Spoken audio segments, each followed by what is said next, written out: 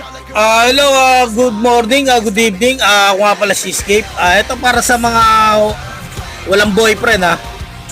Wala akong pakialam sa mga boys eh. Dumiskaro kayo sarili ko, diba? Maghanap kayo ng baby. Alam ba, iasan nyo pa sa akin yan. Diba? Ako nga, nag-aanap din eh. Diba? Ay, sa mga walang baby boy dyan ha. Alam nyo, sa totoo lang, okay lang yan. Basta hanapin nyo lang, ito tip ko lang sa inyo. Sa totoo lang, hanapin nyo yung kamukha nyo. Yan ang tunay. Tunay na pangyayari. Talagang sigurado ko hindi kanya mabibigo. Totoo yan. Proven ko na yan. Kasi dati yung mga ex ko ano eh. Ano ba tawag doon? Yung ex ko kasi puro magaganda yun eh. Hindi naman ako kagupuan. Kaya alam mo na.